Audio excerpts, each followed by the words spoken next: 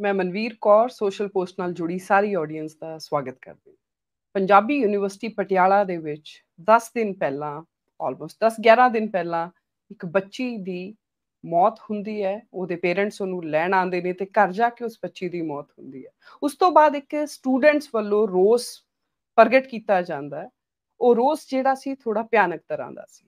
ਉਸ ਰੋਸ ਦੇ ਵਿੱਚ ਇੱਕ ਪ੍ਰੋਫੈਸਰ ਤੇ ਇਲਜ਼ਾਮ ਲਾਏ ਜਾਂਦੇ ਆ ਕਿ ਇਸ ਪ੍ਰੋਫੈਸਰ ਵੱਲੋਂ ਮਾਨਸਿਕ ਬੋਝ ਜਿਹੜਾ ਉਹ ਬੱਚਿਆਂ ਤੇ ਪਾਇਆ ਜਾ ਰਿਹਾ ਹੈ, ਵਿਦਿਆਰਥੀਆਂ ਤੇ, ਇਸ ਕਰਕੇ ਜਿਹੜੇ ਵਿਦਿਆਰਥੀ ਆ ਉਹ ਬਹੁਤ ਜ਼ਿਆਦਾ ਪਰੇਸ਼ਾਨ ਨੇ। ਔਰ ਅਲਟੀਮੇਟਲੀ ਜਦੋਂ ਸਟੂਡੈਂਟ ਇੱਕ ਹਜੂਮ ਦਾ ਰੂਪ ਲੈਂਦੇ ਨੇ, ਹਜੂਮ ਬਣ ਕੇ ਇਕੱਠੇ ਹੁੰਦੇ ਨੇ ਔਰ ਉਹ ਉਸ ਪ੍ਰੋਫੈਸਰ ਤੇ ਟੁੱਟ ਪੈਂਦੇ ਨੇ। ਪ੍ਰੋਫੈਸਰ ਦੀ ਕੁੱਟਮਾਰ ਕੀਤੀ ਜਾਂਦੀ ਹੈ, ਉਹਨਾਂ ਦੇ ਸੱਟ ਲੱਗਦੀ ਹੈ ਔਰ ਫਰਦਰ ਔਨ ਜਿਹੜੀਆਂ ਪੁਲਿਸ ਦੀਆਂ ਕਾਰਵਾਈਆਂ ਨੇ ਤੇ ਮੈਡੀਕਲ ਕਾਰਵਾਈਆਂ ਹੁੰਦੀਆਂ ਨੇ।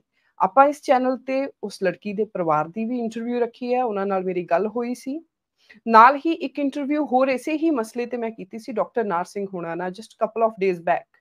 ਉਹਨਾਂ ਸਾਹਮਣੇ ਸਵਾਲ ਰੱਖੇ ਸੀ ਕਿ ਇਹ ਵਿਦਿਆਰਥੀ ਸੰਘਰਸ਼ ਜੋ ਪੰਜਾਬੀ ਯੂਨੀਵਰਸਿਟੀ ਪਟਿਆਲਾ ਵਿਦਿਆਰਥੀ ਸੰਘਰਸ਼ ਦੀ ਮੋਢੀ ਰਹੀ ਹੈ, ਉੱਥੇ ਅੱਜ ਵਿਦਿਆਰਥੀਆਂ ਦਾ ਇਹ ਹਾਲ ਹੋ ਗਿਆ ਕਿ ਉਹਨਾਂ ਨੂੰ ਆਪਣੀ ਪ੍ਰੋਬਲਮ ਫਾਰਮੂਲੇਟ ਕਰਨੀ ਨਹੀਂ ਆ ਰਹੀ। ਉਹਨਾਂ ਨੂੰ ਆਪਣੀ ਪ੍ਰੋਬਲਮ ਕੀ ਆ ਉਹਨੂੰ ਇੱਕ ਟੈਗਲਾਈਨ ਦੇ ਅਧੀਨ ਨਹੀਂ ਲੈ ਕੇ ਆਉਣਾ ਪਾ ਰਿਹਾ ਤੇ ਉਹਨੂੰ ਕਨਵੇ ਕਰਨਾ ਨਹੀਂ ਆ ਰਿਹਾ ਹੈਗਾ। ਔਰ ਨਾਲ ਦੀ ਨਾਲ ਜਿਹੜੇ ਬਾਹਰ ਦੀਆਂ ਸੰਸਥਾਵਾਂ ਨੇ, ਜਿਹੜੀਆਂ ਰਾਜਨੀਤਿਕ ਨੇ, ਧਾਰਮਿਕ ਨੇ, ਉਹਨਾਂ ਦੀ ਇੰਟਰਫੀਅਰੈਂਸ ਬਿਆਨਬਾਜ਼ੀਆਂ ਵੀ ਆਪਾਂ ਸੁਣੀਆਂ ਨੇ।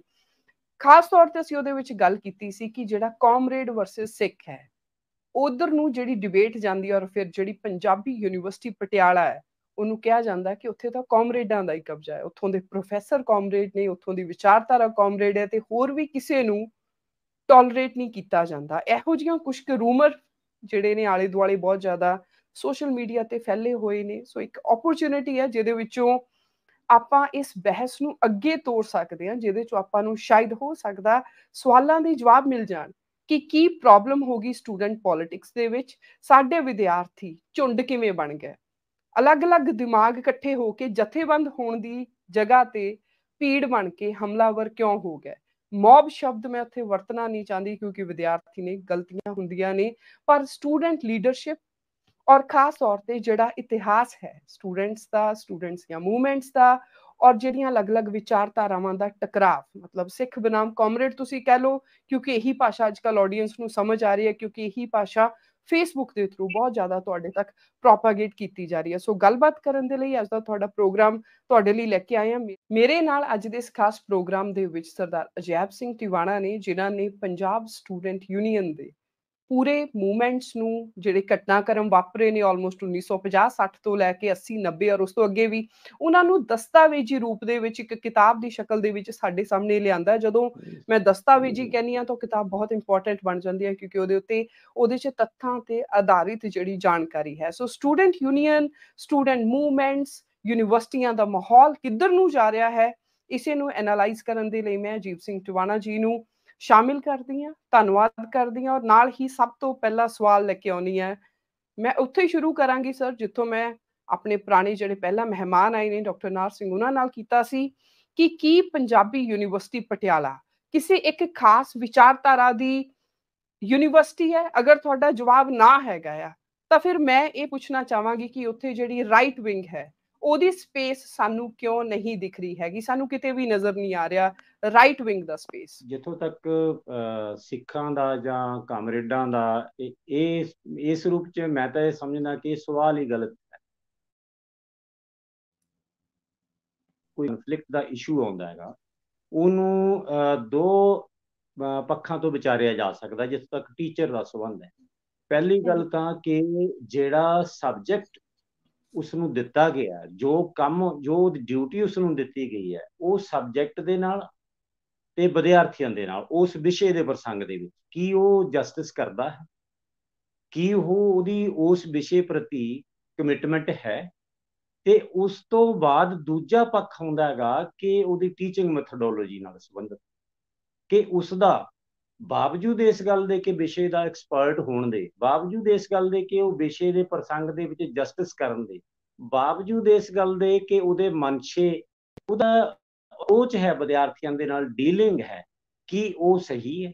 ਹੁਣ ਤੱਕ ਜਿੰਨੇ ਹਲਕਿਆਂ ਤੋਂ ਇਸ ਮੁੱਦੇ ਤੇ ਆਪਣੇ ਵਿਚਾਰ ਰੱਖੇ ਗਏ ਨੇ। ਪਹਿਲੀ ਗੱਲ ਤਾਂ ਜਿਹੜਾ ਸਬਜੈਕਟ ਦੇ ਮਾਮਲੇ ਤੇ, ਵਿਸ਼ੇ ਦੇ ਮਾਮਲੇ ਤੇ ਕਿ ਉਹ ਵਿਦਿਆਰਥੀਆਂ ਨਾਲ ਇਨਸਾਫ ਕਰਦਾ ਹੈ ਟੀਚਰ, ਉਹ ਇਹ ਸਵਾਲ ਨੂੰ ਕਿਸੇ ਨੇ ਛੂਹਿਆ ਤੱਕ ਨਹੀਂ। ਦੂਸਰਾ ਐਸਪੈਕਟ ਹੈਗਾ ਉਹਨਾਂ ਦੇ ਵਿਵਹਾਰ ਦਾ।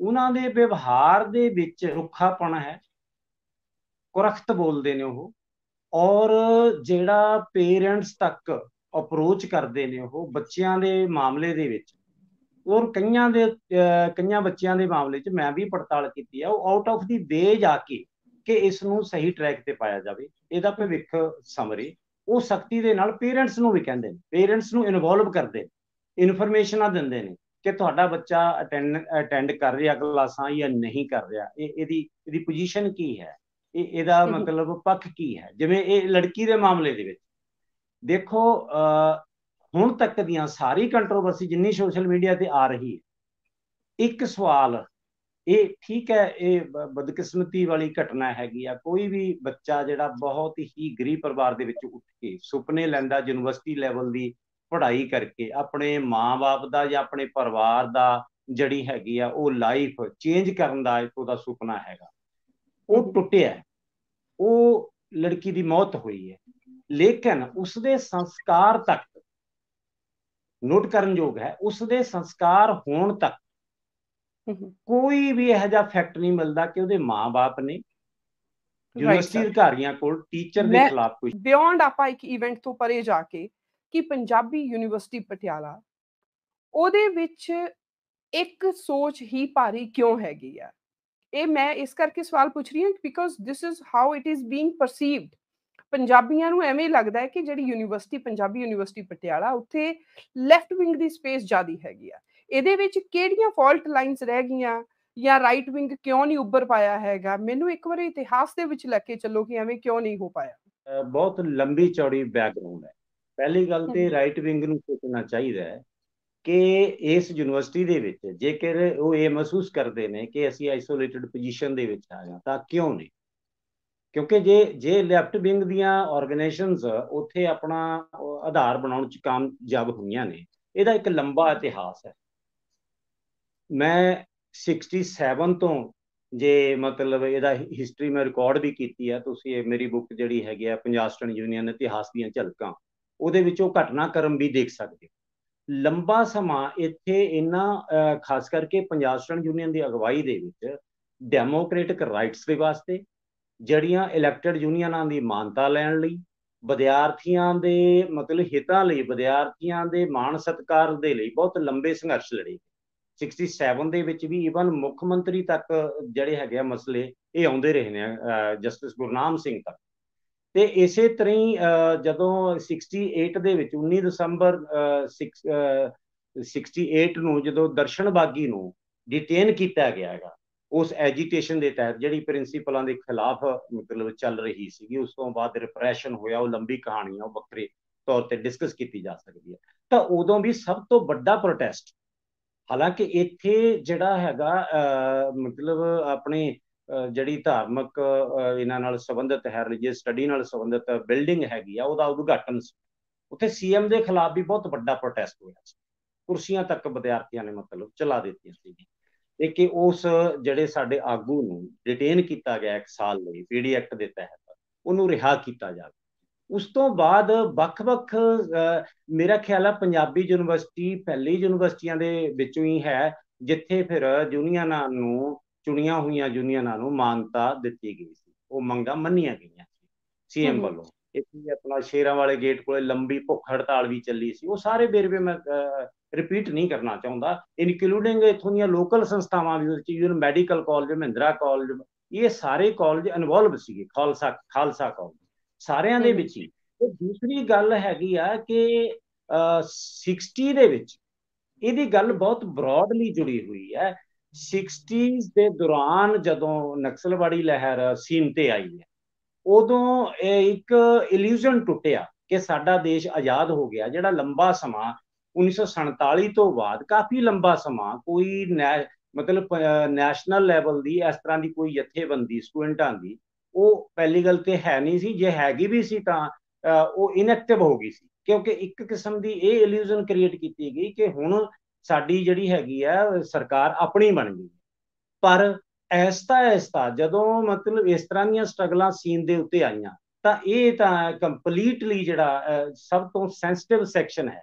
ਕਿਉਂਕਿ ਵਿਦਿਆਰਥੀ ਨੇ ਜਿਹੜੇ, ਦੇਖੋ ਵਿਦਿਆਰਥੀ ਕੋਈ ਇਹਨਾਂ ਦੀ ਆਪਣੀ ਤਬਕਾਤੀ ਹਿੱਤ ਨਹੀਂ ਹੁੰਦੀ। ਜਿੰਨੀਆਂ ਸਟਰਗਲ 'ਚ ਹੁਣ ਤੱਕ ਲੜੀਆਂ ਨੇ, ਇਹਨਾਂ ਦੇ ਵਿੱਚੋਂ ਬਹੁਤੀਆਂ ਉਹ ਨੇ ਜਿਹੜੀਆਂ ਰਿਪਰੈਸ਼ਨ ਦੇ ਖਿਲਾਫ, ਡੈਮੋਕ੍ਰੇਟਿਕ ਇਸ਼ੂ ਦੇ ਉੱਤੇ, ਗੁੰਡਾਗਰਦੀ ਦੇ ਖਿਲਾਫ, ਸੱਤਾ ਦੇ ਖਿਲਾਫ, ਖਾਸ ਕਰਕੇ ਜਿਹੜੇ ਪ੍ਰਿੰਸੀਪਲ ਐਂਟੀ ਆਰਗੇਨਾਈਜੇਸ਼ਨ ਸੀਗੇ, ਯੂਨੀਅਨਾਂ ਦੇ ਵਿਰੋਧੀ ਸੀਗੇ, ਭਾਵੇਂ ਉਹ ਗਵਰਨਮੈਂਟ ਕਾਲਜ ਲੁਧਿਆਣਾ ਦਾ ਸੀਗਾ, ਭਾਵੇਂ ਉਹ ਗਵਰਨਮੈਂਟ ਕਾਲਜ ਬਠਿੰਡਾ ਦਾ ਸੀ, ਭਾਵੇਂ ਉਹ ਪ੍ਰਾਈਵੇਟ ਜਿਹੜਾ ਨਹਿਰੂ ਮੈਮੋਰੀਅਲ ਕਾਲਜ ਮਾਨਸਾ ਦਾ ਬੀਪੀ ਮੋਹਨ ਸੀਗਾ ਪ੍ਰਿੰਸੀਪਲ, ਤੇ ਉਹਨਾਂ ਦੇ ਖਿਲਾਫ ਜਿਹੜੀਆਂ ਇਹ ਜਦੋਜਹਿਦਾਂ ਲੜੀਆਂ ਗਈਆਂ, ਇਹਦੇ ਪਿੱਛੇ ਵੀ ਉਹੀ ਮੂਵਮੈਂਟ ਤੋਂ ਇਹਨਾਂ ਨੇ ਇਨਸਪੀਰੇਸ਼ਨ ਲਈ ਕਿ ਇਹ ਦੇਸ਼ ਦੇ ਵਿੱਚ ਜੇ ਕੁਝ ਅਸੀਂ ਲੈ ਸਕਦੇ ਹਾਂ ਤਾਂ ਉਹ ਫਾਈਟ ਕਰਕੇ ਲੈ ਸਕਦੇ। ਇਹ ਆਪਣੇ ਆਪ ਡੈਮੋਕ੍ਰੈਟਿਕ ਸਪੇਸ ਨਹੀਂ ਦੇਗਾ, ਤੇ ਉਹਦਾ ਸਾਡੇ ਸਾਹਮਣੇ ਪਿਆ ਹੈਗਾ ਇਤਿਹਾਸ ਕਿ ਉਹਦੇ ਵਿੱਚ ਇਤਿਹਾਸ ਦੇ ਹਵਾਲੇ ਨਾਲ ਮੈਨੂੰ ਦੱਸੋ ਕਿ ਜਿਸ ਤਰ੍ਹਾਂ ਹੁਣ ਸਟੂਡੈਂਟਸ ਨੇ ਆਪਣਾ ਇੱਕ ਗੁੱਸਾ ਦਿਖਾਇਆ ਹੈਗਾ, ਦਿਸ਼ਾਹੀਣ ਉਹਨਾਂ ਦੀ ਇੱਕ ਐਫਰਟ ਸੀਗੀ, ਕੀ ਏਦਾਂ ਦਾ ਪਹਿਲਾਂ ਵੀ ਹੋਇਆ? ਪਹਿਲਾਂ ਵੀ ਸਟੂਡੈਂਟਸ ਨੇ ਆਪਣੇ ਟੀਚਰਸ ਨੂੰ ਘੇਰਿਆ ਹੋਵੇ, ਆਪਣੀਆਂ ਮੰਗਾਂ ਮਨਾਈਆਂ ਹੋਣ, ਕਈ ਤਰ੍ਹਾਂ ਦੇ ਜਥੇਬੰਦੀਆਂ ਬਣਾ ਕੇ ਸੰਘਰਸ਼ ਕੀਤਾ ਹੋਵੇ? ਕੋਈ ਹਿਸਟਰੀ ਦੇ ਵਿੱਚੋਂ ਮੈਨੂੰ ਰੈਫਰੈਂਸ ਦਿਓ। ਪੰਜਾਬ ਸਟੂਡੈਂਟ ਯੂਨੀਅਨ ਖਾਸ ਕਰਕੇ ਜਿਹੜੀਆਂ ਲੈਫਟਿਸਟ ਆਰਗੇਨਾਈਜੇਸ਼ਨ ਸੀ, ਜਿਹਦੇ ਬਾਅਦ ਦੇ ਵਿੱਚ 74 ਦੇ ਕਰੀਬ ਆ ਕੇ ਫਿਰ ਡਿਫਰੈਂਟ ਗਰੁੱਪ ਵੀ ਬਣ ਗਏ ਸੀਗੇ, ਤੇ ਉਹਨਾਂ ਦਾ ਜਿਹੜਾ ਟੀਚਰਾਂ ਪ੍ਰਤੀ ਅਪਰੋਚ ਸੀਗੀ ਉਹ ਬਿਲਕੁਲ ਵੱਖਰੀ ਕਿਸਮ ਦੀ ਸੀਗੀ। ਸੰਵਾਦ ਰਚਾ ਕੇ, ਜੇ ਕਿਸੇ ਟੀਚਰ ਦੇ ਵਿੱਚ ਕੋਈ ਨੁਕਸ ਵੀ ਉਹ ਪਾਉਂਦੇ ਸੀਗੇ ਤਾਂ ਸੰਵਾਦ ਰਚਾ ਕੇ ਉਸਨੂੰ ਜਿਹੜਾ ਹੈਗਾ ਠੀਕ ਕਰਨ ਦੀ ਕੋਸ਼ਿਸ਼ ਕੀਤੀ ਜਾਂਦੀ ਸੀ। ਉਹਦੇ ਖਿਲਾਫ ਪ੍ਰੋਟੈਸਟ ਜਾਂ ਇਸ ਕਿਸਮ ਦਾ ਕੰਮ ਨਹੀਂ ਕੀਤਾ ਜਾਂਦਾ ਸੀ। ਮੇਨ ਤੌਰ ਤੇ ਜਿਹੜੇ ਪ੍ਰੋਟੈਸਟ ਹੋਏ ਨੇ ਉਹ ਪ੍ਰਿੰਸੀਪਲ ਦੇ ਖਿਲਾਫ, ਜਿਵੇਂ ਜਿਹੜਾ OP Bhardwaj government college Ludhiana ਦਾ ਸੀਗਾ, ਜਿਹਦੇ ਤੇ ਬਹੁਤ ਲੰਮੀ ਜਦੋਜਹਿਦ ਲੜੀ ਗਈ। ਤਕਰੀਬਨ 3 ਮਹੀਨੇ ਸੰਘਰਸ਼ ਹੋਇਆ। ਗਵਰਨਰ ਹੀ ਰਾਜ ਸੀ, ਪਾਵਟੇ ਜੀ ਉਦੋਂ ਗਵਰਨਰ ਸੀਗੇ, ਤੇ ਉਹ ਅਲਟੀਮੇਟਲੀ ਉਹਦੀ ਟਰਾਂਸਫਰ ਕਰਨੀ ਸੀ। ਗੁਰਸੇਵਕ ਸਿੰਘ ਸੀਗੇ ਗਵਰਨਮੈਂਟ ਕਾਲਜ ਰਜਿੰਦਰਾ ਦੇ ਸੀਗੇ, ਉਹਨਾਂ ਦੀ ਅਲਟੀਮੇਟਲੀ ਟਰਾਂਸਫਰ ਕਰਨੀ ਪਈ, ਕਿਉਂਕਿ ਉਹਨਾਂ ਦਾ ਐਟੀਟਿਊਡ ਜਿਹੜਾ ਹੈਗਾ ਉਹ ਵਿਦਿਆਰਥੀਆਂ ਦੇ ਪ੍ਰਤੀ ਇੱਕ ਬਿਊਰੋਕਰੇਟ ਦੀ ਤਰ੍ਹਾਂ, ਇੱਕ ਫਾਸਿਸਟ ਦੀ ਤਰ੍ਹਾਂ ਉਹ ਡੀਲ ਕਰ ਰਹੇ ਸੀ, ਜਿਹਦੇ ਚੋਂ ਉਹਦੇ ਫਿਰ ਅੱਗੇ ਰੈਮੀਫਿਕੇਸ਼ਨਸ ਕੀ ਹੋਈਆਂ ਕਿ 13 ਨਵੰਬਰ ਨੂੰ ਉਹ ਟਰਾਂਸਫਰਸ ਹੋ ਗਈਆਂ ਦੋਨੋਂ ਪ੍ਰਿੰਸੀਪਲਸ ਦੀਆਂ। ਉਸ ਤੋਂ ਬਾਅਦ ਤਰਨਤਾਰਨ ਦੇ ਵਿਦਿਆਰਥੀਆਂ ਨੇ, ਸੁਧਾਰ ਕਾਲਜ ਦੇ ਵਿਦਿਆਰਥੀਆਂ ਨੇ, ਜਿਹੜੇ ਉਸ ਸਾਰੀ ਐਜੀਟੇਸ਼ਨ ਜਿਹੜੀ ਪੰਜਾਬ ਤੱਕ ਫੈਲ ਗਈ ਸੀ, ਉਹ ਲੁਧਿਆਣੇ ਤੱਕ ਜਾਂ ਬਠਿੰਡੇ ਤੱਕ ਸੀਮਿਤ ਨਹੀਂ ਸੀਗੀ, ਉਹ ਪੰਜਾਬ ਦੇ ਵਿੱਚ ਫੈਲ ਗਈ। ਤੇ ਪੰਜਾਬ ਦੇ ਵਿੱਚ ਫੈਲਣ ਦੇ ਨਾਲ ਕੀ ਹੋਇਆ, ਬਹੁਤ ਸਾਰੇ ਵਿਦਿਆਰਥੀਆਂ ਦੇ ਉੱਤੇ ਕੇਸ ਬਾਹਰਲੇ ਕਾਲਜਾਂ ਦੇ ਉੱਤੇ ਰਹਿ ਗਏ, ਜਿਹਦੇ ਵਿੱਚੋਂ ਤਰਨਤਾਰਨ ਦੇ ਵਿਦਿਆਰਥੀਆਂ ਨੇ ਜਦੋਂ ਪ੍ਰੋਟੈਸਟ ਕੀਤਾ 14 ਨਵੰਬਰ, ਤਾਂ ਉਹਨਾਂ ਦੇ ਉੱਤੇ ਗੋਲੀ ਚਲਾਈ ਗਈ। 3 ਵਿਦਿਆਰਥੀ ਉਹਦੇ ਵਿੱਚ ਗੋਲੀਆਂ ਦਾ ਸ਼ਿਕਾਰ ਹੋਏ। ਉਸ ਤੋਂ ਬਾਅਦ 12 ਦਸੰਬਰ ਨੂੰ ਸੁਧਾਰ ਕਾਲਜ ਲੁਧਿਆਣਾ ਦੇ ਵਿੱਚ ਫਾਇਰਿੰਗ ਹੋਈ। ਉਹਦੇ ਵਿੱਚ ਜਗਤਾਰ ਸਿੰਘ ਜਿਹੜਾ ਵਿਦਿਆਰਥੀ ਸੀ, ਪੰਜਾਬ ਸਟੂਡੈਂਟ ਯੂਨੀਅਨ ਦਾ ਕਾਰਕੁਨ ਸੀਗਾ, ਉਹ ਸ਼ਹੀਦ ਹੋਇਆ। ਤਾਂ ਹੁਣ ਇੰਟਰਸਟਿੰਗਲੀ ਇਨਫ ਜਿਹੜੀਆਂ ਦੋ ਗੱਲਾਂ ਦੇਖਣ ਵਾਲੀਆਂ ਨੇ ਕਿ ਉਹਨਾਂ ਸਮਿਆਂ ਦੇ ਵਿੱਚ ਜਦੋਂ ਇਹ ਫਾਈਟ ਹੋਈ ਜਾਂ ਜਦੋਜਹਿਦ ਹੋਈ, ਸ਼ਹਾਦਤ ਹੋਈ, ਤਾਂ ਜਸਟਿਸ ਗੁਰਨਾਮ ਸਿੰਘ ਜਗਤਾਰ ਸਿੰਘ ਦੇ ਦਾਦਾ ਜੀ ਨੂੰ ਮਿਲਦੇ ਨੇ, ਸਰਦਾਰ ਚੰਨਣ ਸਿੰਘ ਨੂੰ, ਉਹਨਾਂ ਦੇ ਪਿੰਡ ਆਸੀ ਕਲਾਂ ਜਾ ਕੇ, ਤਾਂ ਉਹਨਾਂ ਨੂੰ ਆਫਰ ਕਰਦੇ ਨੇ ਕਿ ਅਸੀਂ ਤੁਹਾਡੀ ਮਦਦ ਦੇ ਵਿੱਚ ਕੀ ਕਰ ਸਕਦੇ ਹਾਂ। ਅਸੀਂ ਜਿਵੇਂ ਆਮ ਹੁੰਦਾ ਹੈਗਾ ਕਿ ਮਤਲਬ ਨੌਕਰੀ ਦਵਾਤੀ ਜਾਂ ਜਿਹੜਾ ਕੋਈ ਕੰਪਨਸੇਸ਼ਨ ਪੈਸੇ ਦੇ ਰੂਪ ਚ ਦੇ ਦਿੱਤੀ ਹੈ ਨਾ। ਤਾਂ ਉਹਨਾਂ ਨੇ ਜਵਾਬ ਦਿੱਤਾ ਕਿ ਮੈਂ ਆਪਣੇ ਜਿਹੜਾ ਪੋਤੇ ਦਾ ਮੁੱਲ ਨਹੀਂ ਲੈਣਾ, ਮੈਂ ਉਹਦਾ ਮੁੱਲ ਨਹੀਂ ਲੈਣਾ ਤੁਹਾਡੇ ਕੋਲੋਂ, ਸਾਨੂੰ ਇਹ ਕੁਝ ਨਹੀਂ ਚਾਹੀਦਾ ਹੈ, ਸਾਨੂੰ ਇਨਸਾਫ ਚਾਹੀਦਾ ਹੈ। ਇਹੀ ਗੱਲ 72 ਦੇ ਵਿੱਚ 5 ਅਕਤੂਬਰ ਤੇ 7 ਅਕਤੂਬਰ ਨੂੰ ਰੀਗਲ ਸਿਨੇਮੇ ਦੇ ਪ੍ਰਸੰਗ ਦੇ ਵਿੱਚ ਜੋ ਰਿਪਰੈਸ਼ਨ ਹੋਇਆ ਸੀਗਾ, ਉੱਥੇ ਫਾਇਰਿੰਗ ਹੋਈ, ਉੱਥੇ ਚੜਿੱਕ ਦੇ 2 ਨੌਜਵਾਨ ਸ਼ਹੀਦ ਹੋ ਗਏ। ਇੱਕ ਪੰਜਾਬ ਸਟੂਡੈਂਟ ਯੂਨੀਅਨ ਦਾ ਕਾਰਕੁਨ ਸੀਗਾ ਹਰਜੀਤ ਸਿੰਘ, ਦੂਸਰਾ ਉਸੇ ਪਿੰਡ ਦਾ ਨੌਜਵਾਨ ਸੀਗਾ ਸਵਰਨ ਸਿੰਘ। ਉਸ ਤੋਂ ਇਲਾਵਾ ਹੋਰ ਵੀ ਇੱਕ ਦੁਕਾਨਦਾਰ, ਰਿਕਸ਼ਾ ਚਾਲਕ, ਇੱਕ ਲੜਕੀ, ਕਾਫੀ ਮੌਤਾਂ ਹੋਈਆਂ ਉੱਥੇ, ਜ਼ਖਮੀ ਤਾਂ ਪਤਾ ਹੀ ਨਹੀਂ ਕਿੰਨੇ ਕੁ ਹੋਏ ਸੀਗੇ। ਤਾਂ ਉਦੋਂ ਜਿਹੜੇ ਹੈਗੇ ਆ ਮੁੱਖ ਮੰਤਰੀ ਜਿਹੜੇ ਹੈਗੇ ਗਿਆਨੀ ਜੈਲ ਸਿੰਘ, ਉਹਨਾਂ ਨੇ ਪੇਸ਼ਕਸ਼ ਕੀਤੀ ਸੀ ਸਰਦਾਰ ਜਗੀਰ ਸਿੰਘ ਨੂੰ, ਜਿਹੜੇ ਹਰਜੀਤ ਸਿੰਘ ਦੇ ਬਾਪ ਸੀਗੇ। ਉਹਨਾਂ ਨੇ ਵੀ ਚੰਨਣ ਸਿੰਘ ਦੀ ਜਿਹੜੀ 1968 ਦੇ ਵਿੱਚ ਮੈਂ ਪਹਿਲਾਂ ਗੱਲ ਕੀਤੀ ਆ, ਉਸੇ ਸ਼ਬਦਾਂ ਨੂੰ ਦੁਹਰਾਇਆ ਕਿ ਤੁਸੀਂ ਪੈਸਿਆਂ ਦੀ ਗੱਲ ਕਰਦੇ ਹੋ, ਮੈਂ ਆਪਣੇ ਪੁੱਤ ਦਾ ਮੁੱਲ ਨਹੀਂ ਲੈਣਾ। ਪਰ ਹੁਣ ਜਿਹੜੀ ਗੱਲ ਤੁਸੀਂ ਮੌਜੂਦਾ ਪ੍ਰਸੰਗ 'ਚ ਕਰਦੇ ਬਹੁਤ ਵੱਡਾ ਫਰਕ ਹੈ ਉਹਨਾਂ ਮੰਗਾਂ ਦਾ ਤੇ ਇਹਨਾਂ ਮੰਗਾਂ ਦਾ, ਉਸ ਮਾਹੌਲ ਦਾ ਤੇ ਇਸ ਮਾਹੌਲ ਦਾ। ਉਸ ਮਾਹੌਲ ਦੇ ਵਿੱਚ ਇਸ ਨੂੰ ਪੁੱਤ ਦੇ ਮੁੱਲ ਨਾਲ ਤੁਲਨਾ ਕੀਤੀ ਗਈ। ਪਰ ਅੱਜ ਮੈਂ ਇਕੱਲਾ ਸਟੂਡੈਂਟ ਫਰੰਟ ਤੇ ਨਹੀਂ ਗੱਲ ਕਰ ਰਿਹਾ, ਹੋਰਾਂ ਜਥੇਬੰਦੀਆਂ ਦੇ ਜਿਹੜੀਆਂ ਲੈਫਟਿਸਟ ਆਰਗੇਨਾਈਜੇਸ਼ਨ, ਭਾਵੇਂ ਉਹ ਕਿਸਾਨ ਸੰਘਰਸ਼ ਨੇਗੇ, ਭਾਵੇਂ ਉਹ ਮਜ਼ਦੂਰ ਸੰਘਰਸ਼ ਨੇ, ਸਭ ਤੋਂ ਪਹਿਲੀ ਮੰਗ ਜਦੋਂ ਕੋਈ ਇਸ ਤਰ੍ਹਾਂ ਦੀ ਘਟਨਾ ਵਾਪਰਦੀ ਹੈ ਤਾਂ ਉੱਥੇ ਆਉਂਦੀ ਹੈ ਮੁਆਵਜ਼ੇ ਦੀ ਮੰਗ ਜਾਂ ਕੋਈ ਨੌਕਰੀ ਦੇਣ ਦੀ ਮੰਗ। ਰਿਜ਼ਲਟ ਕੀ ਨਿਕਲਦਾ? ਉਹ ਮੁਆਵਜ਼ਾ ਮਿਲ ਜਾਂਦਾ, ਨੌਕਰੀ ਦਾ ਐਲਾਨ ਹੋ ਜਾਂਦਾ ਸਰਕਾਰਾਂ ਵੱਲੋਂ, ਸੰਘਰਸ਼ ਉੱਥੇ ਖਤਮ ਹੈ। ਜਿਹੜੀ ਡੈਮੋਕ੍ਰੈਟਿਕ ਜਾਂ ਰਿਪਰੈਸ਼ਨ ਦੇ ਖਿਲਾਫ ਜੋ ਜਸਟਿਸ ਦੀ ਮੰਗ ਹੋਣੀ ਚਾਹੀਦੀ ਹੈ ਉਹ ਬੰਦ। ਬਿਲਕੁਲ ਜੀ, ਤੁਸੀਂ ਗੱਲ ਨੂੰ ਬਹੁਤ ਵਧੀਆ ਪੁਆਇੰਟ ਤੇ ਲੈ ਆਏ ਹੈਗੇ ਆ ਸਰ, ਮੈਂ ਇਸ ਕਰਕੇ ਤੁਹਾਨੂੰ ਰੋਕਿਆ। ਔਰ ਫਿਰ ਤੁਸੀਂ ਗੱਲ ਕਹੀ ਵੀ ਮੁਆਵਜ਼ੇ ਲੈ ਕੇ, ਨੌਕਰੀਆਂ ਲੈ ਕੇ ਸੰਘਰਸ਼ ਖਤਮ ਕਰ ਲਿਆ ਜਾਂਦਾ, ਸੋ ਇਹਦਾ ਮਤਲਬ ਇਹ ਸੰਘਰਸ਼ ਹੁੰਦਾ ਹੀ ਨਹੀਂ ਹੈਗਾ, ਇਹ ਖਾਸ ਮੋਟਿਵਸ ਦੇ ਨਾਲ ਹੀ ਕੰਮ ਕੀਤਾ ਜਾਂਦਾ ਹੈਗਾ। ਹੁਣ ਪੰਜਾਬੀ ਯੂਨੀਵਰਸਿਟੀ ਪਟਿਆਲਾ ਦੀ ਇਸ ਰੀਸੈਂਟ ਇਵੈਂਟ ਦੇ ਪ੍ਰਸੰਗ ਦੇ ਵਿੱਚ ਤੁਹਾਨੂੰ ਕੀ ਲੱਗਦਾ ਹੈ ਕਿ ਕੀ ਵਿਦਿਆਰਥੀ ਦਿਸ਼ਾਹੀਣ ਸੀਗੇ ਜਾਂ ਵਿਦਿਆਰਥੀਆਂ ਨੂੰ ਸਿਰਫ ਅੱਗੇ ਕਰਕੇ ਵਰਤਿਆ ਗਿਆ ਹੈ? ਕਿਵੇਂ ਇਹਨੂੰ ਤੁਸੀਂ ਡੀਕੋਡ ਕਰਦੇ ਹੈਗੇ? ਇਹਦੇ 'ਚ ਦੋ ਪੱਖ ਹੈਗੇ ਆ। ਇੱਕ ਤਾਂ ਐਡਮਿਨਿਸਟ੍ਰੇਸ਼ਨ ਦਾ ਬਿਲਕੁਲ, ਜਦੋਂ ਤੁਸੀਂ ਇਹ ਗੱਲ ਕਰਦੇ ਹੋ ਕਿ ਐਜੂਕੇਸ਼ਨ ਔਰ ਹੈਲਥ ਦਾ ਸਿਸਟਮ ਹੈ, ਇਹ ਬਹੁਤ ਹੀ ਇੰਪੋਰਟੈਂਟ ਹੈ ਹਿਊਮਨ ਲਾਈਫ ਦੇ ਵਿੱਚ, ਖਾਸ ਕਰਕੇ ਜਿਹੜੀ ਯੰਗ ਜਨਰੇਸ਼ਨ ਹੈ ਜਿਸਨੇ ਅੱਗੇ ਵਧਣਾ ਹੈ, ਉਸ ਦੀ ਕੇਅਰ ਕਰਨੀ ਯੂਨੀਵਰਸਿਟੀ ਉਹਦੇ ਸਟੂਡੈਂਟਸ ਦੇ ਕਸਟੋਡੀਅਨ ਨੇ। ਜਦੋਂ ਉਹਨਾਂ ਕੋਲੇ ਆਉਂਦੇ ਨੇ ਮੇਜਰ ਸਮਾਂ, ਖਾਸ ਕਰਕੇ ਜਿਹੜੇ ਰੈਜ਼ੀਡੈਂਸ਼ੀਅਲ ਸਟੂਡੈਂਟਸ ਨੇਗੇ, ਉਹ ਤੇ ਬਿਲਕੁਲ ਹੀ ਉਹਨਾਂ ਦੇ ਹਵਾਲੇ ਹੁੰਦੇ ਨੇ ਹਰ ਪੱਖ ਤੋਂ। ਹੁਣ ਇਹ ਘਟਨਾਕ੍ਰਮ ਤੇ ਤੁਸੀਂ ਥੋੜੀ ਜਿਹੀ ਨਜ਼ਰ ਮਾਰੋ ਕਿ ਲੜਕੀ ਬਿਮਾਰ ਹੋ ਜਾਂਦੀ ਔਰ ਪਹਿਲਾਂ ਵੀ ਉਹ 2 ਸਾਲ ਪਹਿਲਾਂ ਦਾਖਲ ਹੁੰਦੀ ਹੈ, ਉਹਨੂੰ ਵਿਦਡਰਾ ਕਰਨਾ ਪੈਂਦਾ। ਕਿਸੇ ਨੇ ਨੋਟਿਸ ਲਿਆ? ਜਿਹੜੇ ਅੱਜ ਉਸ ਦੇ ਖੈਰ ਖੁਆਹ ਬਣਦੇ ਨੇ ਜਾਂ ਕਹਿੰਦੇ ਨੇ ਕਿ ਅਸੀਂ ਉਹਦੇ ਸਭ ਤੋਂ ਹਿਤਕਾਰੀ ਹਾਂ, ਅਸੀਂ ਉਹਦੇ ਲਈ ਜਸਟਿਸ ਦੇਵਾਂਗੇ, ਸਭ ਤੋਂ ਪਹਿਲੀ ਗੱਲ ਤਾਂ ਇਹ ਹੈ ਕਿ ਮੌਤ ਦੇ ਮੂੰਹ 'ਚ ਜਾਂਦੀ ਨਾ, ਅਗਰ ਉਹਦੇ ਲਈ ਡਿਮਾਂਡ ਕੀਤੀ ਜਾਂਦੀ ਹੈ ਔਰ ਉਹਦੇ ਲਈ ਫਾਈਟ ਕੀਤਾ ਜਾਂਦਾ, ਉਹਦੇ ਲਈ ਕਿਉਂ ਹਰ ਸਟੂਡੈਂਟਸ ਲਈ ਇੱਕ ਹੈਲਪਲਾਈਨ, ਇੱਕ ਮੈਡੀਕਲ ਫੈਸਿਲਿਟੀ ਇਹ ਇਨਸ਼ੋਰ ਕਰਨੀ ਬਣਦੀ ਹੈ। ਘੱਟੋ ਘੱਟ ਯੂਨੀਵਰਸਿਟੀ ਲੈਵਲ ਦੇ ਅਦਾਰਿਆਂ ਦੇ ਵਿੱਚ ਜੇ ਇੱਥੇ ਕੋਈ ਮੈਡੀਕਲ ਫੈਸਿਲਿਟੀ ਨਹੀਂ ਹੋਏਗੀ, you can imagine the situation ਕਿ ਰੈਸਟ ਆਫ ਦੀ ਕਾਲਜ ਔਰ institution what will be the fate of those institutions? ਤੇ ਉਹਨਾਂ ਤੇ ਤਾਂ ਕੀ ਐਕਸਪੈਕਟ ਕਰ ਸਕਦੇ ਹਾਂ? ਤੇ ਪਹਿਲੀ ਗੱਲ ਤਾਂ ਇਹ ਹੈ ਕਿ ਦੇਖੋ, ਅਸੀਂ ਪੇਰੈਂਟਸ ਨੂੰ ਫੋਨ ਕਰਦੇ ਹਾਂ ਕਿ ਤੁਹਾਡੀ ਕੁੜੀ ਦਾ, ਸਾਡੀ ਜ਼ਿੰਮੇਵਾਰੀ ਉਹ ਲੈ ਜਾਂਦੇ ਨੇ, ਸਾਡੀ ਜ਼ਿੰਮੇਵਾਰੀ ਇੱਥੋਂ ਖਤਮ ਹੈ।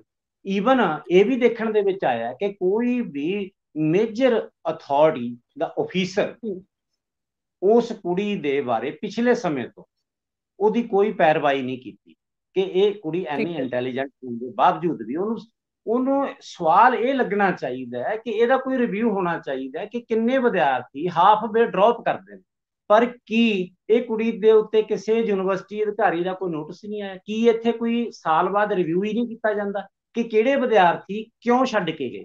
ਫਾਰ ਐਗਜ਼ਾਮਪਲ ਵਿਦੇਸ਼ਾਂ ਨੂੰ ਕਿੰਨੇ ਚਲੇ ਗਏ, ਇੱਥੇ ਕੋਈ ਮਤਲਬ ਆਪਣੇ ਘਰੇਲੂ ਹਾਲਾਤਾਂ ਕਰਕੇ ਕਿੰਨੇ ਡ੍ਰੌਪ ਕਰ ਗਏ? ਸਾਡੀਆਂ ਢਾਂਚਾਗਤ ਸਮੱਸਿਆਵਾਂ ਨੇ ਸਾਡੀਆਂ ਯੂਨੀਵਰਸਿਟੀਆਂ ਦੇ ਵਿੱਚ ਹਰ ਜਗ੍ਹਾ ਤੇ, ਇਨਫਰਾਸਟ੍ਰਕਚਰ ਦੀ ਕਮੀ ਹੈ। ਈਵਨ ਜਿਹੜੇ ਸਟੂਡੈਂਟ ਸੀ ਉਹ ਮੈਨੂੰ ਕਹਿ ਰਹੇ ਸੀ ਕਿ 5 ਸਾਲਾਂ ਦਾ ਜਿਹੜਾ ਪ੍ਰੋਗਰਾਮ ਹੈ ਇਹਦੇ ਵਿੱਚ ਜਿਹੜਾ ਇਨਫਰਾਸਟ੍ਰਕਚਰ ਚਾਹੀਦਾ ਉਹ ਇਨਫਰਾਸਟ੍ਰਕਚਰ ਨਹੀਂ ਹੈਗਾ। 2 ਪ੍ਰੋਫੈਸਰ ਜਿਹੜੇ ਨੇ, ਟੀਚਰ ਉੱਥੇ ਕਾਫੀ ਮਿਹਨਤ ਕਰ ਰਹੇ ਨੇ, ਪਰ ਜਿਹੜੇ ਵਿਦਿਆਰਥੀ +2 ਪਾਸ ਕਰਕੇ ਇੱਕਦਮ ਐਡੇ ਟਫ ਇਨਵਾਇਰਮੈਂਟ ਚਾਹੁੰਦੇ ਨੇ, ਉਹ ਐਡਜਸਟ ਕਰਨਾ ਥੋੜਾ ਉਹਨਾਂ ਨੂੰ ਔਖਾ ਲੱਗਦਾ। ਸੋ ਕਈ ਤਰ੍ਹਾਂ ਦੀ ਇੱਥੇ ਕਾਉਂਸਲਿੰਗ ਜਾਂ ਹੋਰ ਜਿਹੜੇ ਢੰਗ ਆ ਉਹ ਲੱਭਣੇ ਚਾਹੀਦੇ ਔਰ ਹੈਲਥ ਸੇਵਾਵਾਂ ਜਿਹੜੀਆਂ ਹੋਣੀਆਂ ਚਾਹੀਦੀਆਂ। ਪਰ ਸਰ, ਜਿਸ ਢੰਗ ਦੇ ਨਾਲ ਸਟੂਡੈਂਟਸ ਨੇ ਆਪਣੀ ਪ੍ਰੋਬਲਮ ਨੂੰ ਫਾਰਮੂਲੇਟ ਕੀਤਾ, ਕੀ ਇਹ ਸਹੀ ਸੀਗਾ?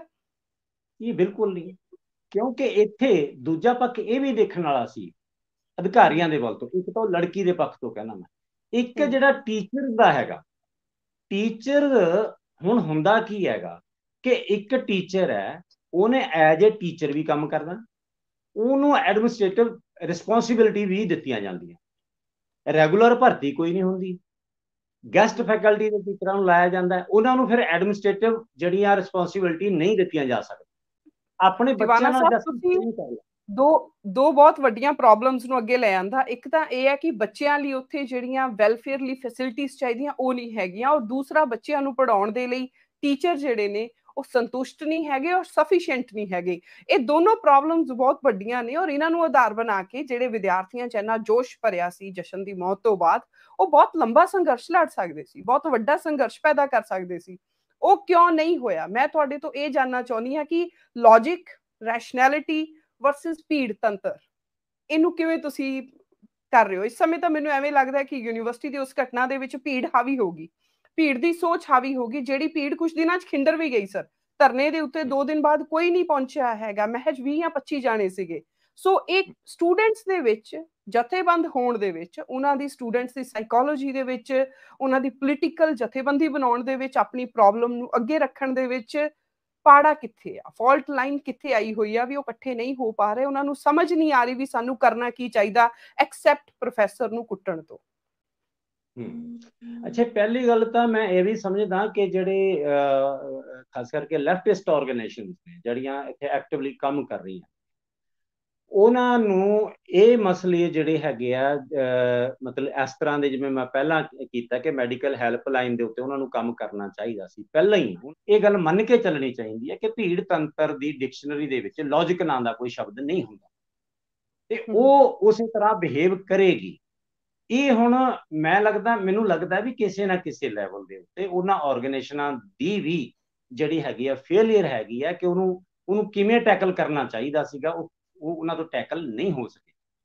ਉਹਨਾਂ ਦੀ ਇੱਛਾ, ਕਈਆਂ ਦੀ ਇੱਛਾ ਦੇ ਬਾਵਜੂਦ ਵੀ, ਮੈਂ ਸਾਰਿਆਂ ਦੀ ਨਹੀਂ ਕਹਿੰਦਾ, ਕਈਆਂ ਦੀ ਇੱਛਾ ਦੇ ਬਾਵਜੂਦ ਵੀ ਜਿਹੜੇ ਹਾਲਾਤ ਹੈਗੇ ਆ, ਜੋ ਇੱਕ ਸੈਕਸ਼ਨ ਉਹ ਕਰਨਾ ਚਾਹੁੰਦਾ ਸੀਗਾ ਉਹ ਕਰ ਬੈਠਿਆ, ਜਿਹਦੀ ਕੋਈ ਰਿਕਵਰੀ ਨਹੀਂ। ਦੇਖੋ, ਉਸ ਟੀਚਰ ਦਾ ਫਰਜ਼ ਕਰ ਲਓ ਜਿਹੜੀ ਹੈਗੀ ਆ ਉਹ ਜਾਂਚ ਹੋ ਜਾਂਦੀ ਹੈ, ਜਾਂਚ ਦਾ ਸਿੱਟਾ ਕੁਝ ਵੀ ਹੋ ਜੇ, ਪਰ ਉਹ ਜਿਹੜੀ ਘਟਨਾ ਹੋਈ ਹੈਗੀ ਉਸ ਦੀ ਜਿਹੜੇ ਸਾਈਕੋਲੋਜੀਕਲ ਇੰਪਲੀਕੇਸ਼ਨਸ ਨੇ ਉਸ ਟੀਚਰ ਦੇ ਲਈ, ਉਹਦੀ ਕੋਈ ਰਿਕਵਰੀ ਨਹੀਂ।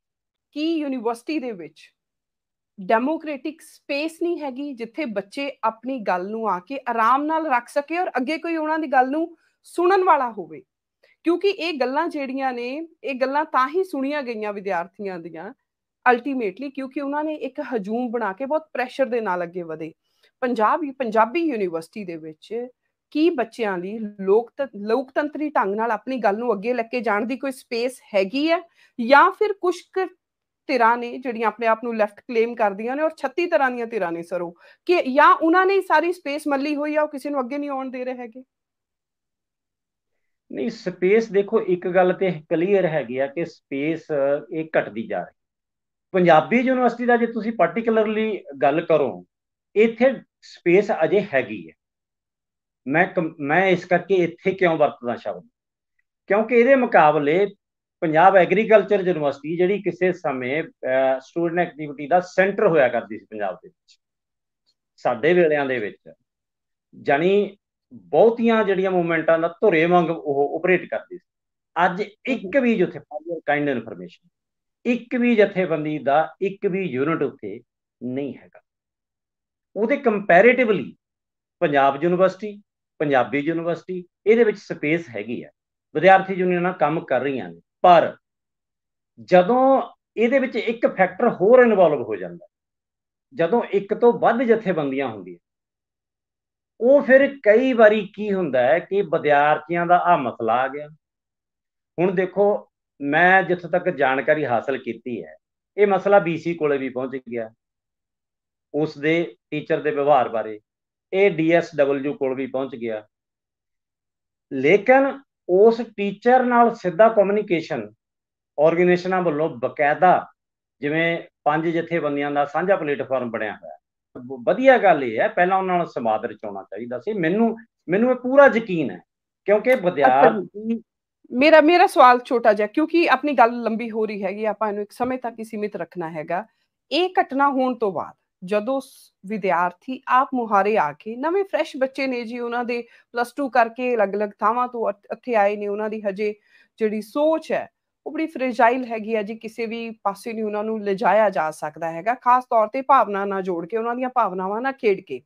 ਸਰ, ਇਹ ਘਟਨਾ ਹੋਣ ਤੋਂ ਬਾਅਦ ਜਿੰਨੀਆਂ ਐਗਜ਼ਿਸਟਿੰਗ ਸਟੂਡੈਂਟਸ ਦੀਆਂ ਜਥੇਬੰਦੀਆਂ ਨੇ, ਚਾਹੇ ਲੈਫਟ ਦੀਆਂ ਹੋਣ, ਚਾਹੇ ਕਿਸੇ ਵੀ ਧੜੇ ਨਾਲ ਸੰਬੰਧਿਤ ਜਾਂ ਸਰਕਲ ਨਾਲ ਸੰਬੰਧਿਤ ਹੋਣ, ਕੀ ਉਹ ਆਪਣੇ ਆਪ ਨੂੰ ਲੀਡਰਸ਼ਿਪ ਦੇ ਰੋਲ ਤੇ ਹਜੇ ਵੀ ਕਹਿ ਸਕਦੀਆਂ ਨੇ ਵੀ ਅਸੀਂ ਇੱਕ ਜਥੇਬੰਦੀਆਂ, ਸਾਡਾ ਇੱਕ ਲੀਡਰਸ਼ਿਪ ਦਾ ਰੋਲ ਹੈਗਾ ਇੱਥੇ, ਕਿਉਂਕਿ ਵਿਦਿਆਰਥੀ ਤਾਂ ਉਹਨਾਂ ਦੇ ਕੰਟਰੋਲ 'ਚ ਨਹੀਂ ਹੈਗੇ, ਜਾਂ ਉਹ ਵੀ ਇਹਦੇ ਵਿੱਚ ਸ਼ਾਮਿਲ ਹੀ ਆਪਾਂ ਮੰਨੀਏ ਕਿ ਇਹ ਹਜੂਮ ਬਣਨ ਦੇ ਵਿੱਚ, ਭੀੜ ਬਣਨ ਦੇ ਵਿੱਚ ਜੋ ਵਿਦਿਆਰਥੀ ਜਥੇਬੰਦੀਆਂ ਤਰ੍ਹਾਂ ਤਰ੍ਹਾਂ ਦੀਆਂ ਨੇ ਉੱਥੇ, ਉਹ ਸ਼ਾਮਿਲ ਸੀ ਇਹਦੇ ਵਿੱਚ? ਦੇਖੋ, ਇਹਦੇ ਵਿੱਚ ਸਾਰਿਆਂ ਨੂੰ ਤੁਸੀਂ ਇੱਕੋ ਲਾਈਨ ਦੇ ਵਿੱਚ ਨਹੀਂ ਲੈ ਸਕਦੇ।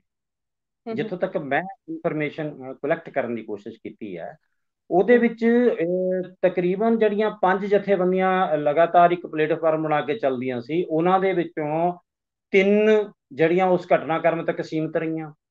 2 ਉਸ ਤੋਂ ਬਾਅਦ ਜਿਹੜਾ ਧਰਨਾ ਲੱਗਿਆ ਹੈਗਾ, ਉੱਥੇ ਵੀ ਜਾ ਕੇ ਉਹਨਾਂ ਨੇ ਆਪਣਾ ਪੱਖ ਆਪਣੇ ਢੰਗ ਦੇ ਨਾਲ ਰੱਖਿਆ। ਦੂਜੀਆਂ 3 ਨੇ ਉੱਥੇ ਨਹੀਂ ਰੱਖਿਆ। ਉਹ 2 ਜਥੇਬੰਦੀਆਂ ਪੇਰੈਂਟਸ ਨੂੰ ਵੀ ਮਿਲੀਆਂ ਨੇ, ਉਹਨਾਂ ਨਾਲ ਕਮਿਊਨੀਕੇਟ ਕੀਤਾ।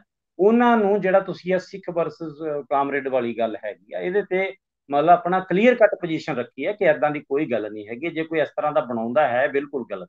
ਤੇ ਇੱਕ ਆਗੂ ਨੇ ਤਾਂ ਪਲੇਨਲੀ ਇਹ ਵੀ ਕਿਹਾ ਕਿ ਜੇ ਭਲਾ ਉੱਥੇ ਇਸੇ ਭੀੜ ਦੇ ਵਿੱਚ ਕੋਈ ਪੱਗ ਵਾਲਾ ਟੀਚਰ ਹੁੰਦਾ, ਫਿਰ ਉਹਦੀ ਪੱਗ ਵੀ ਲਾਹੀ ਜਾਂਦੀ। ਜਿਨ੍ਹਾਂ ਲੋਕਾਂ ਨੇ ਇਹ ਕਰਵਾਇਆ ਹੈਗਾ ਕਿ ਕੀ ਫਿਰ ਉਹ ਇਹ ਵੀ ਕਰ ਲੈਂਦੇ? ਕਿਉਂਕਿ ਟੀਚਰ ਦਾ ਦੇਖੋ ਇੱਥੇ ਇਕੱਲੇ ਲੈਫਟਿਸਟ ਨਹੀਂ ਹੈਗਾ, ਹਰ ਕਿਸਮ ਦੇ ਵਿਚਾਰਾਂ ਵਾਲੇ ਟੀਚਰ ਹੈਗੇ ਆ ਯੂਨੀਵਰਸਿਟੀ ਦੇ ਵਿੱਚ ਕੰਮ ਕਰਦੇ ਆ। ਕਿਸੇ ਵੀ ਟੀਚਰ ਦੇ ਵਿੱਚੋਂ ਉਹਦੇ ਵਿਵਹਾਰ ਦੇ ਵਿੱਚ ਕੋਈ ਰੁੱਖਾਪਣ ਹੈ ਜਾਂ ਕੋਈ ਕਿਸੇ ਕਿਸਮ ਦਾ ਮਤਲਬ ਇਸ ਤਰ੍ਹਾਂ ਦਾ, ਉਹ ਸੰਵਾਦ ਤੋਂ ਹਟ ਕੇ ਜਿਹੜਾ ਇਸ ਤਰ੍ਹਾਂ ਦਾ ਭੀੜ ਤੰਤਰ ਵਾਲਾ ਜਿਹੜਾ ਲੌਜਿਕ ਉਹਦੇ ਤੇ ਲਾਗੂ ਕਰਨਾ, ਇਹ ਤਾਂ ਫਿਰ ਕਿਤੇ ਉਹਦੇ ਕੌਨਸੀਕੁਐਂਸਸ ਕੀ ਹੋਣਗੇ ਭਲਾ? ਠੀਕ ਹੈ ਜੀ, ਮੈਂ ਹੁਣ ਇਸੇ ਜੀ ਮੈਂ ਤੁਹਾਡੀ ਗੱਲ ਨੂੰ ਅਸੀਂ ਸਮਝ ਗਿਆ ਸਰ, ਬਹੁਤ ਵਧੀਆ ਤੁਸੀਂ ਆਪਣੇ ਸ਼ਬਦ ਜਿਹੜੇ ਆ, ਤੁਹਾਡਾ ਸੈਂਟੈਂਸ ਬਹੁਤ ਵਧੀਆ ਸੀ। ਅਗਰ ਪ੍ਰੋਫੈਸਰ ਪੱਗ ਵਾਲਾ ਹੁੰਦਾ ਤਾਂ ਉਹਦੇ ਤੇ ਮੈਨੂੰ ਲੱਗਦਾ ਵੈਸੇ ਹੀ ਫਿਰ ਭੀੜ ਕੀ ਕਰਦੀ, ਤਾਂ ਫਿਰ ਦੁਬਿਧਾ ਬਹੁਤ ਵੱਡੀ ਕ੍ਰੀਏਟ ਹੋ ਜਾਣੀ ਸੀਗੀ।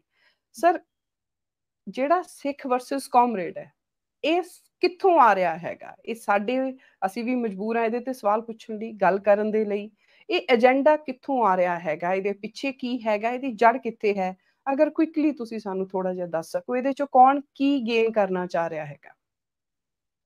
ਦੇਖੋ, ਪਹਿਲੀ ਗੱਲ ਤਾਂ ਅਸਲ ਦੇ ਵਿੱਚ ਜਿਹੜਾ ਹਿੰਦੁਸਤਾਨ ਦੇ ਸਿਸਟਮ ਦੀ, ਇਹਨੂੰ ਸਮਝਣ ਦੇ ਵਿੱਚ ਮੈਂ ਸਮਝਦਾ ਦੋਨੇ ਧਿਰਾਂ ਹੀ, ਜਿਹੜੇ ਸਿੱਖ ਸਕਾਲਰ ਨੇ ਜਾਂ ਦਾਵਾ ਕਰਦੇ ਨੇ, ਜਿਹੜੇ ਮਤਲਬ ਇਸ ਕਿਸਮ ਦਾ ਇੱਕ ਆਈਡੀਅਲ ਜਿਹੜੀ ਹੈਗੀ ਆ ਸਿੱਖ ਸਟੇਟ ਬਣਾਉਣ ਦੀ ਵੀ ਗੱਲ ਕਰਦੇ ਨੇ, ਤੇ ਦੂਸਰੇ ਪਾਸੇ ਲੈਫਟਿਸਟ।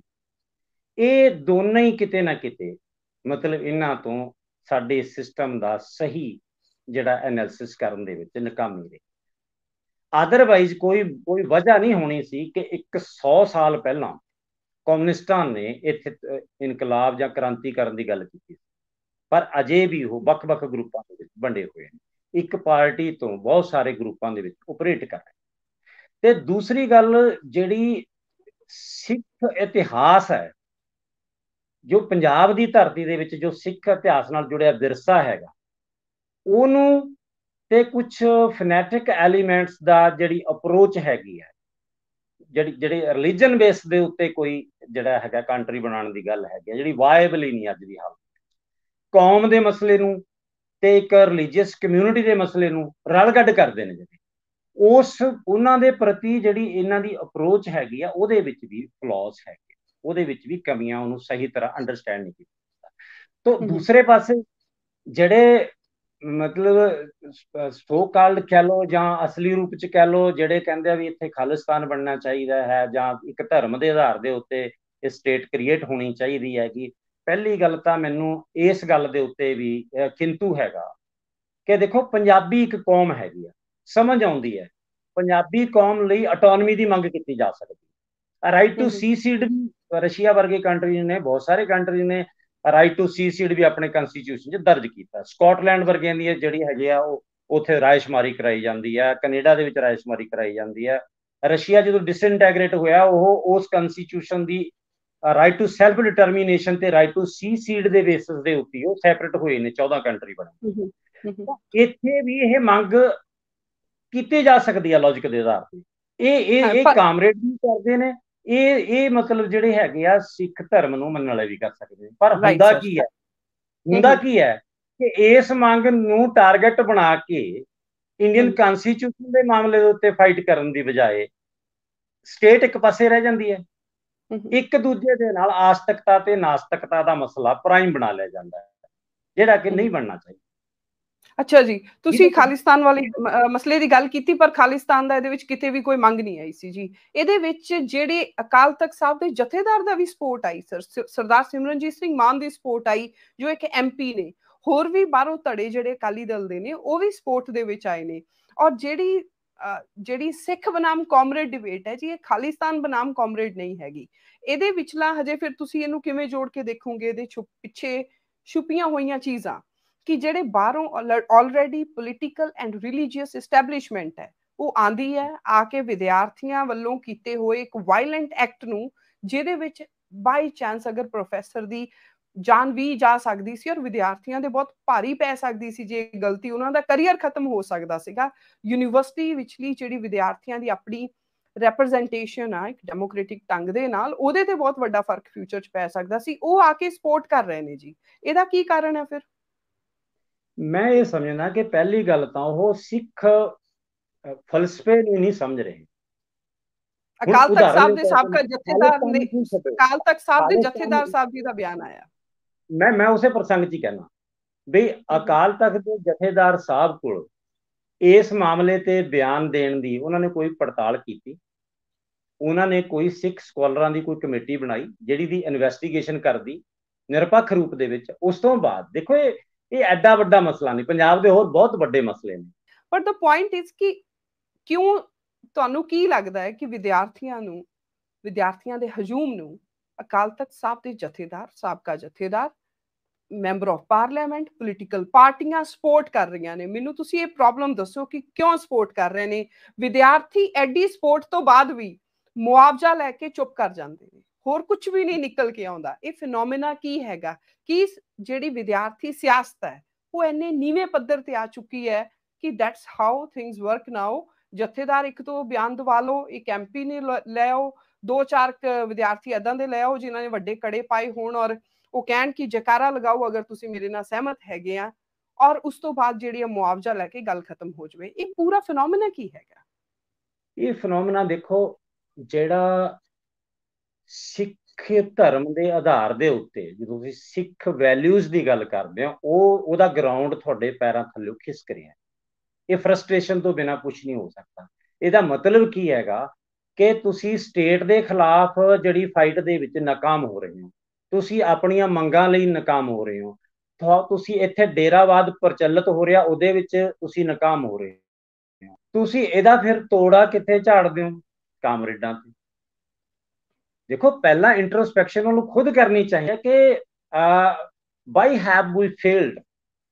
ਅਸੀਂ ਲੋਕ ਸਾਡੇ ਨਾਲ ਕਿਉਂ ਨਹੀਂ? ਲੋਕ ਸਾਡੇ ਜੋ ਟੈਨੇਟਸ ਅਸੀਂ ਉਹਨਾਂ ਨੂੰ ਦੇਣਾ ਚਾਹੁੰਦੇ ਹਾਂ, ਜਿਨ੍ਹਾਂ ਦੇ ਉੱਤੇ ਚੱਲਣ ਦੀ ਅਸੀਂ ਮੋਟੀਵੇਟ ਕਰਨਾ ਚਾਹੁੰਦੇ ਹਾਂ, ਉਹ ਤੇ ਕਿਉਂ ਨਹੀਂ ਚੱਲਦਾ? ਉਹਦਾ ਤੋੜਾ ਤੁਸੀਂ ਕਾਮਰੇਡਾਂ ਤੇ ਨਹੀਂ ਝਾੜ ਸਕਦੇ। ਹੁਣ ਇਹੋ ਜਿਹਾ ਵਕਤੀ ਕੋਈ ਫਿਨੋਮੇਨਾ ਆਉਂਦਾ, ਉਹਦੇ ਵਿੱਚੋਂ ਫਿਰ ਉਹ ਕੱਢਣਾ ਚਾਹੁੰਦੇ ਆ ਕਿ ਅਸੀਂ ਮਤਲਬ ਇਹਦੇ ਨਾਲ ਆਪਣਾ ਪ੍ਰਭਾਵ ਬਣਾ ਲਾਂਗੇ। ਉਸ ਦੇ ਨਾਲ ਇਹਨਾਂ ਨੂੰ, ਜਿਵੇਂ ਆਪਾਂ ਕਹਿੰਦੇ ਆ ਨਾ ਵੀ ਸਾਡੇ ਪੱਲੇ ਕੁਝ ਨਾ ਹੋਵੇ, ਅਸੀਂ ਦੂਜਿਆਂ ਨੂੰ ਨਹੀਂ ਰਹਿਣ ਦੇਣਾ। ਇਹ ਲੌਜਿਕ ਹੈ ਇੱਕ ਨੈਗੇਟਿਵ ਲੌਜਿਕ। ਹੋਣਾ ਇਹ ਚਾਹੀਦਾ ਕਿ ਪੋਜ਼ਿਟਿਵਲੀ ਸਿੱਖ ਧਰਮ ਕੀ ਸਿਖਾਉਂਦਾ ਹੈ। ਇਹ ਸਾਰੀਆਂ ਫੋਰਸਸ ਜਿਹੜੀਆਂ ਤੁਸੀਂ ਕਹਿੰਦੇ ਹੋ ਕਿ ਇਸ ਐਪੀਸੋਡ ਦੇ ਵਿੱਚ ਇਨਵੋਲਵ ਹੁੰਦੀਆਂ ਨੇ, ਇਹ ਬਹੁਤ ਹੀ ਨੀਵੇਂ ਦਰਜੇ ਦੀ ਗੱਲ। ਹੋਣਾ ਇਹ ਚਾਹੀਦਾ ਕਿ ਉਹਨਾਂ ਨੂੰ ਆਪਣੀ ਇੰਟਰੋਸਪੈਕਸ਼ਨ ਕਰਕੇ ਕਿ ਕੀ ਵਜ੍ਹਾ ਹੈਗੀ ਹੈ ਕਿ ਜਿਹੜੇ ਕਿਸੇ ਪਾਰਟਿਕੂਲਰ ਸਿਚੁਏਸ਼ਨ 'ਚ ਲੈਫਟਿਸਟ ਹੈ ਜਿਹੜੇ ਉਹ ਕਾਮਯਾਬ ਹੈਗੇ, ਅਸੀਂ ਫੇਲ ਕਿਉਂ? ਇੱਥੋਂ ਦੇਖਣਾ ਚਾਹੀਦਾ। ਮੈਂ ਇੱਕ ਸਵਾਲ ਲੈ ਕੇ ਆ ਰਹੀ ਹਾਂ ਜੀ, ਮੈਂ ਇੱਕ ਸਵਾਲ ਤੁਹਾਡੇ ਵੱਲ ਲੈ ਕੇ ਆ ਰਹੀ ਹਾਂ ਕਿ ਹੁਣ ਆਪਣੇ ਸਾਹਮਣੇ ਆ ਚੁੱਕਾ ਹੈਗਾ ਕਿ ਅਕਾਲ ਤਖਤ ਸਾਹਿਬ ਦੇ ਜਥੇਦਾਰਾਂ ਦੀ ਵੀ ਸਪੋਰਟ ਵਿਦਿਆਰਥੀਆਂ ਨੂੰ ਹੈਗੀ ਹੈ, ਪੋਲੀਟੀਸ਼ੀਅਨ ਵੀ ਨਾਲ ਖੜੇ ਹੋਏ ਨੇ। ਤੁਹਾਨੂੰ ਕੀ ਲੱਗਦਾ ਹੈ ਕੀ ਫਿਊਚਰ ਹੋਏਗਾ ਰਾਜਨੀਤੀ ਦਾ, ਸਟੂਡੈਂਟ ਰਾਜਨੀਤੀ ਦਾ? ਫਿਊਚਰ ਜਿਹੜੇ ਇਹੋ ਜਿਹੇ ਅਦਾਰਿਆਂ 'ਚ ਮਾੜਾ ਮੋਟਾ ਕੁਝ ਬਚਿਆ ਹੋਇਆ ਉਹ ਸਾਫ਼ ਹੋ ਜਾਏਗਾ। ਕੁਝ ਵੀ ਪੋਜ਼ਿਟਿਵ ਬਚਿਆ, ਅੱਜ ਇਹਨਾਂ ਅਦਾਰਿਆਂ ਨੂੰ ਬਚਾਉਣ ਦੀ ਲੋੜ ਹੈ। ਅੱਜ ਜਿਸ ਲੈਵਲ ਦਾ ਸਾਡੇ ਹਿੰਦੁਸਤਾਨ ਦੀ ਜਿਹੜੀ ਪੋਲੀਟੀਕਲ ਰਾਜਨੀਤਿਕ ਤੰਤਰ ਜਿਹੜੀ ਦਿਸ਼ਾ ਲੈ ਰਿਹਾ ਹੈਗਾ, ਉਸ ਦਿਸ਼ਾ ਦੇ ਵਿੱਚ ਬਹੁਤ ਮਾਨਤਾ ਪ੍ਰਾਪਤ ਅਦਾਰੇ, ਦਿੱਲੀ ਯੂਨੀਵਰਸਿਟੀ ਵਰਗੇ, ਜਵਾਹਰ ਲਾਲ ਨਹਿਰੂ ਯੂਨੀਵਰਸਿਟੀ ਵਰਗੇ, ਜਿੱਥੇ ਲੌਜਿਕ ਦਾ ਬੋਲਬਾਲਾ ਸੀ, ਜਿੱਥੇ ਸਾਇੰਟੀਫਿਕ ਐਟੀਟਿਊਡ ਦੀ ਗੱਲ ਹੁੰਦੀ ਸੀ, ਤੇ ਉੱਥੇ ਬੇੜਾ ਵਿਹਾ ਚੁੱਕੇ ਆਈਡੀਆਜ਼ ਨੂੰ ਸਥਾਪਿਤ ਕਰਨ ਦੀ ਕੋਸ਼ਿਸ਼ ਕੀਤੀ ਜਾ ਰਹੀ। ਤੇ ਜੇ ਪੰਜਾਬੀ ਪਰ ਉੱਥੇ ਤਾਂ ਯੂਨੀਵਰਸਿਟੀ ਵਰਗੇ ਆਰਐਸਐਸ ਆ ਨਾ, ਪਰ ਉੱਥੇ ਤਾਂ ਆਰਐਸਐਸ ਹੈਗੀ ਆ, ਬੀਜੇਪੀ ਦਾ ਹੈਗਾ। ਪੰਜਾਬ ਦੇ ਵਿੱਚ ਤਾਂ ਬੀਜੇਪੀ ਨੂੰ ਲੋਕਾਂ ਨੇ ਐਕਸੈਪਟ ਹੀ ਨਹੀਂ ਕੀਤਾ ਹੈਗਾ।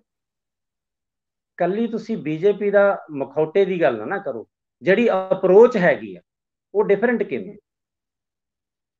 ਜੇ ਕੋਈ ਵਿਅਕਤੀ ਇੱਥੇ ਇੱਕ ਪਾਰਟਿਕੂਲਰ ਰਿਲੀਜਨ ਦੇ ਬੇਸ ਦੇ ਉੱਤੇ ਨੈਸ਼ਨਲ ਲੈਵਲ ਦੇ ਉੱਤੇ ਜਿਹੜੀ ਹੈਗੀ ਆ ਉਹ ਧਰਮ ਦੇ ਆਧਾਰ ਤੇ ਉਹ ਸਟੇਟ ਬਣਾਉਣੀ ਚਾਹੁੰਦਾ ਹੈ, ਹਿੰਦੂ ਸਟੇਟ ਬਣਾਉਣਾ ਚਾਹੁੰਦਾ ਹੈ ਇੰਡੀਆ, ਤੇ ਪੰਜਾਬ ਨੂੰ ਕੋਈ ਉਹਦੇ ਪੈਰਲਲ ਸਿੱਖ ਧਰਮ ਦੀ ਸਟੇਟ ਬਣਾਉਣਾ ਚਾਹੁੰਦਾ, ਪੰਜਾਬੀ ਰਾਜ ਨਹੀਂ, ਸਿੱਖ ਧਰਮ ਦੀ ਸਟੇਟ। ਤਾਂ ਫੰਡਾਮੈਂਟਲੀ ਅਪਰੋਚ ਕਿਹੜੀ ਹੈ, ਵਖਰੇਵਾਂ ਕੀ ਹੈ।